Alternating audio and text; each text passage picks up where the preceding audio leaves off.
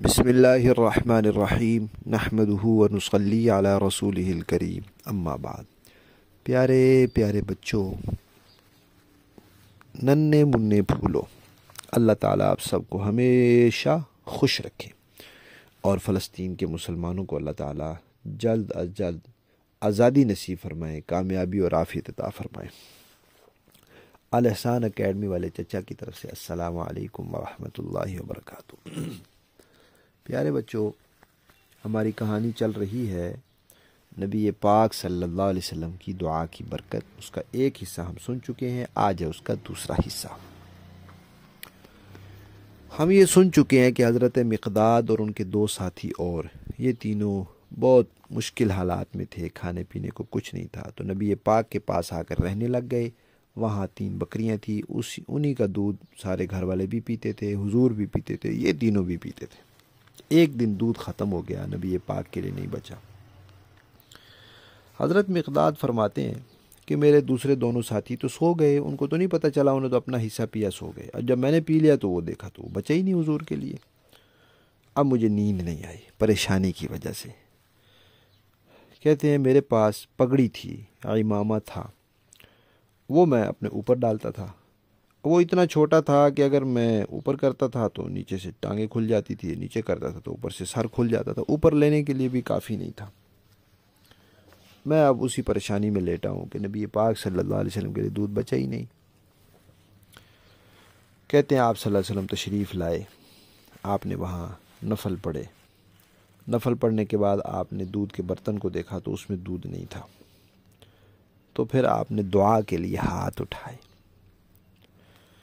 دعا کے لیے ہاتھ اٹھائے تو اللہ تعالیٰ سے دعا کی۔ کہتے ہیں میرے دل میں آیا کہ آپ صلی اللہ علیہ وسلم کو بھوک لگی ہے، میں جا کے کوئی بکری ذبح کر کے پکا کے آپ کے لیے لے آؤں۔ ہم نے تو دودھ پی لیا، آپ صلی اللہ علیہ وسلم کو بھوک لگی ہے تو آپ کے لیے میں گیا، اندھیرا تھا تو میں نے جہاں بکریاں تھیں روشنی کا انتظام تو تھا نہیں، تو میں نے ہاتھ لگا کے بکریوں کو دیکھنا شروع کیا کہ ان میں سے کون سی بکری ذرا موٹی ہے، اس کو پکڑوں، ذبح کروں اور آپ صلی اللہ علیہ وسلم کے لیے پکا کے لاؤں۔ کہتے میں نے ہاتھ لگایا تو مجھے ایسے لگا کہ جیسے بکریوں کے تھنوں میں دودھ ہے، حالانکہ دودھ تو شام کو دو لیتے تھے تو ختم ہو جاتا تھا، تھن خشک ہو جاتے تھے، لیکن مجھے ایسے لگا کہ تھنوں میں دودھ ہے۔ میں حیران ہوا، پھر میں برتن لایا جس برتن میں گھر والے دودھ نکالتے تھے، وہ برتن لا کر پھر میں نے اس میں دودھ نکالا۔ اب اس میں دودھ آ گیا، وہ برتن بھر گیا، پیالہ تھا یا جو بھی چیز تھی۔ کہتے ہیں میں وہ دودھ لے کے نبی پاک صلی اللہ علیہ وسلم کی خدمت میں آ گیا اور آپ صلی اللہ علیہ وسلم نے وہ دودھ نوش فرمانا شروع کیا، پینا شروع کیا۔ پیارے بچوں، ہم تو دودھ پیتے ہیں نا، اب دودھ لاتے ہیں، اس کو ابالتے ہیں، پھر پیتے ہیں۔ پہلے زمانے میں ایسے نہیں ہوتا تھا، بس دودھ نکالتے تھے، پی لیتے تھے۔ نہ اس وقت فریج ہوتے تھے اور نہ اتنا دودھ ابالنے کا تکلف کرتے تھے۔ کہتے ہیں نبی پاک صلی اللہ علیہ وسلم نے تھوڑا دودھ پیا، پھر مجھے دے دیا کہ آپ پئیں۔ کہتے ہیں کہ میں نے پیا، پھر میں نے حضور کو دیا، پھر حضور نے پیا، حضور نے پھر مجھے دیا کہ تم پی لو، پھر میں نے پیا، پھر اسی طرح پیتے پیتے وہ ختم ہو گیا۔ کہتے ہیں جب ختم ہو گیا تو مجھے ہنسی آئی کہ اتنا پریشان تھا کہ نبی پاک صلی اللہ علیہ وسلم کے لیے دودھ نہیں بچا اور میں پی گیا تھا، تو بڑی پریشانی ہوئی مجھے۔ اور اب ہنسی آئی کہ دیکھیں اللہ تعالیٰ نے کیسے انتظام کیا کہ اتنا دودھ مل گیا کہ حضور نے بھی خوب سیر ہو کے پی لیا، میں نے بھی خوب سیر ہو کے پیا، پیٹ بھر گیا۔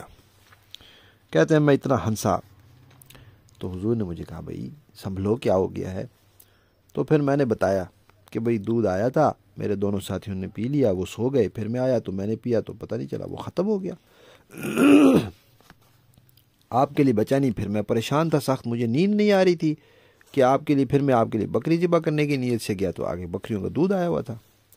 تو نبی پاک صلی اللہ علیہ وسلم نے فرمایا کہ بھائی یہ اللہ تعالیٰ کی طرف سے تھا، اللہ کی رحمت سے تھا، یہ دودھ جو اب آپ نے دہا تھا، یہ اگر آپ اپنے دونوں ساتھیوں کو جگاتے، وہ بھی پیٹ بھر کے پی لیتے، یہ تب بھی سب کو پورا ہو جاتا۔ تو حضرت مقداد نے عرض کیا کہ یا رسول اللہ تعالیٰ نے آپ کو نبی بنا کر بھیجا ہے، آپ نے دودھ پیا، پھر آپ کا بچا ہوا دودھ میں نے پی لیا، وہ والا میں کسی کو کیسے دے سکتا تھا، اس لیے میں نے پھر وہ سارا ہی پی لیا۔ تو پیارے بچوں، نبی پاک صلی اللہ علیہ وسلم کی دعا کی برکت سے وہ بکریاں دوبارہ دودھ دینے کے اسی وقت قابل ہو گئیں، حالانکہ اس وقت عام طور پہ دودھ ان کا خشک ہوتا تھا اور دودھ نہیں ہوتا تھا۔ تو ہماری کہانی نبی پاک صلی اللہ علیہ وسلم کی دعا کی برکت کا دوسرا اور آخری حصہ ختم۔